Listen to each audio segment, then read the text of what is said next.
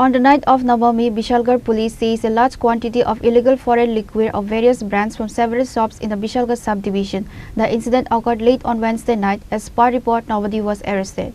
It is known that the District Magistrate of Sipaijala District, Dr. Siddharth Jaiswal, has declared dry days during the Durga Puja days. Keeping this in view, Bishalgarh Subdivision Police Officer Bikas Cynthia, along with the police of Bishalgarh Station, conducted raids in various areas of the subdivision on Wednesday and seized a large cache of illegal foreign liquor from different shops.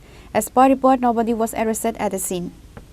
Durga Puja की वजह से Bishalgarh PS में continuously पिछले 4-5 दिनों से anti liquor red चलाई जा रही है।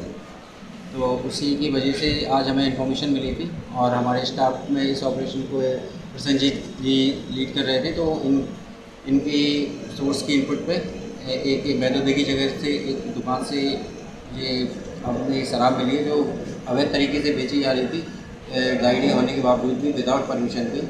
तो उसी वहाँ पर जाकर के हमारे स्टाफ ने वहाँ पर रेड किया है, जहाँ से इतनी आप देख सकते हैं यहाँ पर फोटो में कितनी शराब बरामद हुई है। और आगे भी जो भी विशालगढ़ में रहने वाले लोग हैं उनसे अपील है कि इस तरह की गतिविधियों में संलिप्त ना हो, अदरवाइज एक इससे लॉ एंड ऑर्डर की इशूज़ आते हैं।